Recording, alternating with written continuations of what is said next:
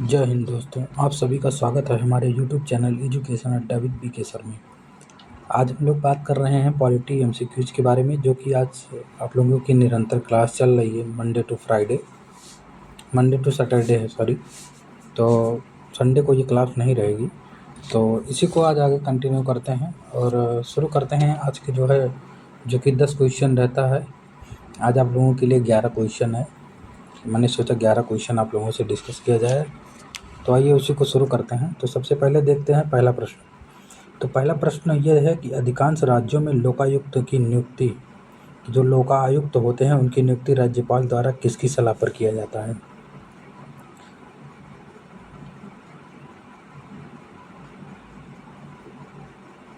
पहला, भारत के राष्ट्रपति, विधानसभा के अध्यक्ष, विधानसभा के विपक्ष के नेता, राज्य उच्च न्यायालय के मुख्य न्यायाधीश और विधान परिषद में विपक्ष के नेता। राज्यों में लोकायुक्त की नियुक्ति राज्यपाल के द्वारा किसकी सलाह पर की जाती है? क्वेश्चन ये पूछा गया है कि अगर किसी राज्य में लोकायुक्त की नियुक्ति करनी है तो उस राज्य के राज्यपाल किसकी सलाह से करेंगे? तो ऑप्शन इसका है कि भारत के राष्ट्रपति पहला, दूसरा विधानसभा के अध्यक्ष, तीसरा विधानसभा के विपक्ष के नेता, राज्य उच्च न्यायालय के मुख्य न्यायाधीश, विधान परिषद में विपक्ष के नेता। तो 4 ऑप्शन दिए गए हैं, आप लोग बताइए कौन कौन सा होगा। तो जब राज्य में नियुक्ति करनी है तो लोकायुक्त जो है की नियुक्ति तो राज्यपाल के द्वारा इसमें से किसकी सलाह लिया जाएगा? भारत के राष्ट्रपति की ली जाएगी? नहीं। विधानसभा के अध्यक्ष का? नहीं, इनका भी नहीं। विधानसभा के विपक्ष के नेता का हाँ लिया जाता है, क्योंकि लोकायुक्त की नियुक्ति करनी है। तो विधानसभा के विपक्ष के नेता हो गए, फिर इसके साथ साथ हाई कोर्ट के जो मुख्य न्यायाधीश होते हैं उनकी भी सलाह ली जाती है इसमें। तो इसमें कि विधानसभा के विपक्ष के नेता पहला ये हो गया, दूसरा ये हो गया। विधान परिषद में विपक्ष के नेता नहीं, क्योंकि मान लीजिए अगर विधान परिषद वहाँ नहीं हुई तब क्या करेंगे? तो इसलिए सिर्फ विधानसभा का लिया जाता है। तो यानी कि इसका सही ऑप्शन है 3 और 4। तो 3 4 कौन से ऑप्शन में है? यहाँ तो 2 ऑप्शन में दिख रहे हैं, तो डी और डी वाला होगा 3 4, यानी चाहे सी चाहे डी दोनों मान सकते हैं। फिर दूसरे प्रश्न पर बात करते हैं। ये कथन और निष्कर्ष यानी कथन और कारण पर दिया गया है प्रश्न। तो इस प्रश्न को देख लेते हैं कि अखिल भारतीय सेवा का सदस्य राज्य सरकार के आदेश के विरुद्ध भारत के राष्ट्रपति से अपील कर सकता है। बिल्कुल, राज्य सरकार अगर कोई आदेश देती है तो उसके विरुद्ध वो राष्ट्रपति से अपील कर सकता है, क्योंकि उनकी नियुक्ति राष्ट्रपति के द्वारा की जाती है, तो इसलिए अपील भी कर सकते हैं।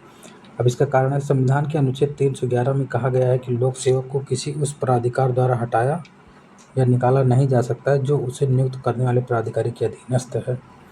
यानी कि इसमें आर्टिकल 311 में कहा गया है कि किसी भी लोक सेवक को जो व्यक्ति नियुक्त करता है उससे नीचे के प्राधिकारी के द्वारा उसे हटाया नहीं जा सकता। यानी कि जो नियुक्त करता है वो हटा सकता है या उससे ऊपर का अधिकारी कोई। तो इसके कारण भी ये सही है, इसीलिए अपील भी कर सकता है राष्ट्रपति के पास राज्य सरकार के आदेश के विरुद्ध। यानी इसका सही कारण है। तो इसका ऑप्शन कौन सा होगा? ए होगा। पहला और ए और आर दोनों सत्य है, लेकिन आर ए की सही व्याख्या भी करता है। तो ये हो गया दूसरा प्रश्न। आइए तीसरे प्रश्न की ओर बढ़ते हैं, जो कि ये भी स्थगन प्रस्ताव से संबंधित है। स्थगन प्रस्ताव के संबंध में कौन सा कथन सत्य है? तो यह एक असाधारण प्रक्रिया है जिसमें सदन के सामान्य कामकाज को दरकिनार किया जाता है। बिल्कुल, स्थगन प्रस्ताव आता है तो जो सामान्य कार्यक्रम चल रहा होता है सदन में उसको स्थगित कर दिया जाता है।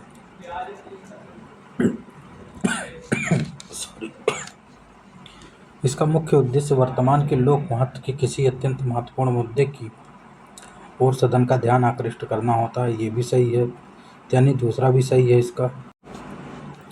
अब आइए तीसरे पे बात करते हैं। तो राज्यसभा इस प्रक्रिया का प्रयोग कर सकती है क्या? नहीं, राज्यसभा में नहीं, ये लोकसभा में केवल होता है। यानी कि तीसरा ऑप्शन हट गया। तो तीसरा इसमें है, इसमें है। अब बचा ए और डी। अब आइए चौथे पर देखते हैं। इसे लाने के लिए कम से कम 50 सदस्यों का अनुमोदन आवश्यक है। हाँ, ये तो आवश्यक है। इसमें सरकार की निंदा भी की जा सकती है स्थगन प्रस्ताव में, यानी कि पाँचवा ऑप्शन सही है। तो तीसरा हटा दें तो 1 2 4 5, यानी कि इसका ए ऑप्शन सही है। तो इसका पहला ऑप्शन सही हो गया, स्थगन प्रस्ताव। देखिए, आप लोगों से हम पिछले 4-5 क्लासों से जो कंटिन्यू हम लोग देख रहे हैं, उसमें भी हमने स्थगन प्रस्ताव यानी संसदीय जो प्रक्रिया है उससे ज़्यादा क्वेश्चन पूछे जाते हैं पेपर में भी। तो इसलिए एक एक टर्म को हम एक मतलब पर डे डिस्कस कर ले रहे हैं, एक टर्म 2 टर्म को। जैसे बजट कल हमने डिस्कस किया था, बजट के साथ कौन कौन से दस्तावेज होते हैं, क्योंकि वो भी संसदीय प्रक्रिया के तहत आता है। तो आज स्थगन प्रस्ताव हो गया। वैसे धीरे धीरे के कुछ टॉपिक डिस्कस करेंगे। तो आइए चौथे प्रश्न पर बढ़ते हैं। निम्न में से कौन सा कथन गलत है? इसमें कौन सा कथन गलत है इसके बारे में बताना है आप लोगों को। तो राज्यसभा धन विधेयक को अस्वीकार कर सकती है क्या?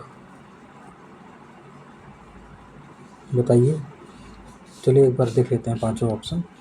राज्यसभा धन विधेयक को अस्वीकार कर सकती है, राज्यसभा धन विधेयक पर सिफारिशें कर सकती है, राज्यसभा धन विधेयक अस्वीकार नहीं कर सकती है, राज्यसभा को धन विधेयक 14 दिन के भीतर लोकसभा को लौटाना चाहिए, राज्यसभा धन विधेयक में संशोधन कर सकती है। 5 ऑप्शन दिए गए हैं, पांचों में से बताइए कौन सा सही होगा।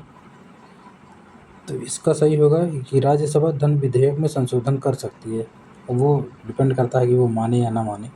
ये तो कर सकती है पांचवा। फिर राज्यसभा धन विधेयक को अस्वीकार कर सकती है, ये भी सही है। बाकी की मतलब ये दोनों ऑप्शन गलत हैं। फिर राज्यसभा धन विधेयक को अस्वीकार कर सकती है, ऐसी कोई पावर नहीं है। फिर राज्यसभा धन विधेयक में संशोधन कर सकती है, ये भी कोई पावर नहीं। यानी कि ये दोनों ऑप्शन गलत हो गए हैं। बाकी तीनों सही है, हमने इसको दोनों को सही समझ लिया था। तो पहला और पांचवा इसका गलत है, बाकी तीनों जो हैं सही हैं। 2, 3, 4 ऑप्शन इसका सही है। फिर निम्न में से कौन सा खर्च भारत की संचित निधि से लिया जाता है? यानी कि ऐसे कौन कौन से खर्चे हैं कि जो कि भारत की संचित निधि से खर्च मतलब लिए जाते हैं। तो इसमें कौन कौन सा है? तो इसमें लोकसभा अध्यक्ष के जो वेतन भत्ते हैं वो लिए जाते हैं। ऋण लेने और ऋण सेवा तथा विमोचन संबंधी खर्च भी इसी से किया जाता है। उच्च न्यायालयों के न्यायाधीशों की पेंशन इससे केंद्र के संचित निधि से दी जाती है। किसी मध्यस्थता अधिकरण के निर्णय की पूर्ति के लिए आवश्यक राशि जो होती है वो भी दिया जाता है। कैग के जो कार्यालय के प्रशासनिक खर्च हैं ये भी दिए जाते हैं। यानी इसका पांचों ऑप्शन सही, यानी कि इसका डी ऑप्शन सही है। अगले प्रश्न की ओर पढ़ते हैं कि ये तो राष्ट्रीय विकास परिषद से क्वेश्चन बनता है, कभी कभी पूछा जाता है। उसमें पूछ लिया जाता है कि कौन कौन शामिल होता है राष्ट्रीय विकास परिषद में। ठीक, उसी से संबंधित प्रश्न है। तो प्रधानमंत्री, सभी राज्यों के मुख्यमंत्री और नीति आयोग। कहिए तो इसका आपको जवाब दे दें, या सही तो ये रहेगा कि आप लोग बताइए। इस प्रश्न का जवाब आप लोग कमेंट में दीजिएगा कि राष्ट्रीय विकास परिषद में कौन कौन शामिल होता है। इसका उत्तर आप लोग बताएंगे। क्वेश्चन नंबर 6 का आप लोग कमेंट करिए, कमेंट नहीं करते हैं। इसका जवाब आप बताएंगे, हम नहीं बताएंगे इसका जवाब। कि बता दें? चलिए छोड़िए, बता देते हैं हमें, क्योंकि आप लोग कमेंट तो करेंगे नहीं। इसका डी ऑप्शन होगा, यानी कि प्रधानमंत्री, सभी केंद्रीय कैबिनेट मंत्री, सभी राज्यों के मुख्यमंत्री और जो केंद्र शासित प्रदेश होते हैं, केंद्र शासित प्रदेश, उसके प्रशासक और नीति आयोग के सदस्य भी इसमें शामिल होते हैं। तो आइए 7वें प्रश्न की तरफ बढ़ते हैं अब, जो कि है कि देखिए विधेयक से संबंधित प्रश्न आ गया। मतलब ऐसे कौन से विधेयक हैं जिनको सदन में रखने से पहले राष्ट्रपति की पूर्व अनुमति आवश्यक होती है? ये उस प्रश्न पर है।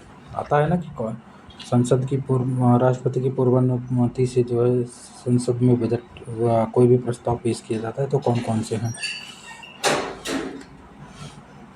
तो इसमें पहला राज्यों के पुनर्गठन से संबंधित विधेयक, दूसरा है उन करों से संबंधित विधेयक जिनके प्रति राज्य इच्छुक हों, व्यापार की स्वतंत्रता पर प्रतिबंध लगाने से संबंधित राज्य के विधेयक, भारत की संचित निधि से संबंधित वे विधेयक। तो इसमें चारों ऑप्शन सही है। पहला, दूसरा, तीसरा, चौथा, ये चारों ऑप्शन सही है। ये चारों जो है, चारों को सदन में रखने से पूर्व राष्ट्रपति की पूर्व अनुमति आवश्यक है। तो इसका जो है बी ऑप्शन सही हो जाएगा। 1, 2, 3, 4 बी ऑप्शन में ही है।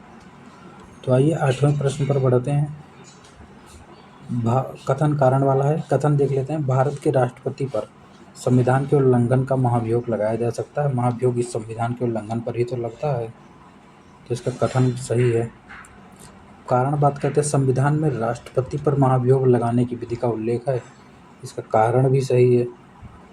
क्या एक दूसरे की व्याख्या करते हैं? तो नहीं। एक में महाभियोग के बारे में, यहाँ इस प्रक्रिया के बारे में बताया गया। प्रक्रिया की वजह से महाभियोग नहीं लाया जाता है, तो इसलिए इसका व्याख्या नहीं करता। बाकी तो दोनों कथन सही हैं।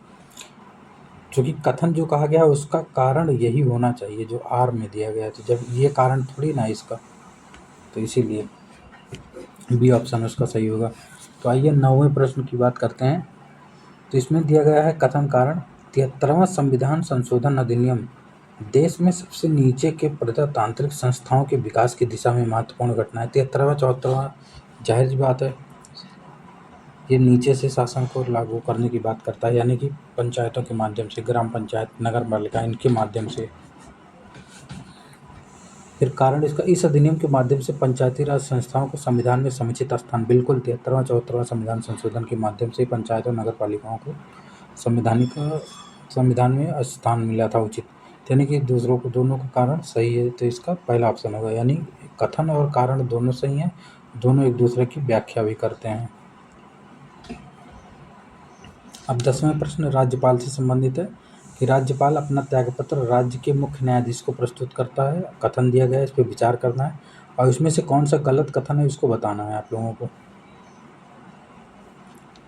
तो वह अपना त्यागपत्र राज्य के मुख्य न्यायाधीश को प्रस्तुत करता है, पहला स्टेटमेंट। उसे 35 वर्ष की आयु पूरी किए हुए होना चाहिए, दूसरा स्टेटमेंट। उसकी परिलब्धियों, भत्तों और विशेषाधिकारों का निर्धारण राष्ट्रपति द्वारा किया जाता है, चौथा। उसके विरुद्ध कोई आपराधिक मामला नहीं चलाया जा सकता। अब इसमें से कौन कौन से कथन गलत हैं? तो इसमें से कथन गलत कौन सा है? देखिए, वो मुख्य न्यायाधीश को अपना त्यागपत्र थोड़ी ना देगा, किसको देगा आप बताएंगे। और फिर 35 वर्ष की आयु है तो उसकी योग्यता हो गई। फिर उसकी परिलब्धियों, भत्तों, विशेष निर्धारण राष्ट्रपति नहीं, संसद करती है ये। तो तीसरा गलत हो गया, पहला और तीसरा गलत है, बाकी ये तो सही है। फिर 11वां प्रश्न, इसका कहिए तो उत्तर मैं बता दूं या फिर आप बताएंगे?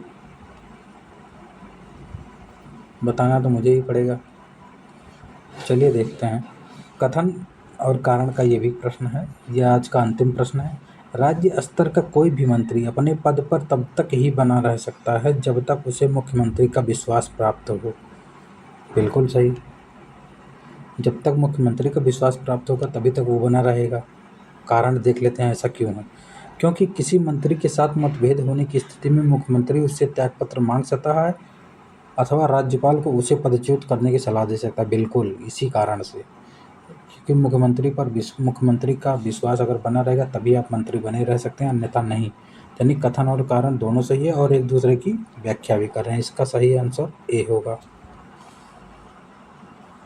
तो आज के लिए बस इतना ही। बाकी ये पता है आप लोगों को, टेलीग्राम चैनल है हमारा, उससे आप लोग जुड़ जाइए। अगर आपको पीपीटी की आवश्यकता हो तो जुड़िए क्लास की। बाकी अपने दोस्तों में भी शेयर कर दीजिए और सब्सक्राइब नहीं कर रहे हैं आप लोग, सब्सक्राइब भी कर लीजिए, जिससे कि आप लोगों को हमारे क्लास की अपडेट आपके व्हाट्सएप के जो है सजेशन में आ जाए, अगर आपको अच्छी क्लास लग रही है तो हमारी।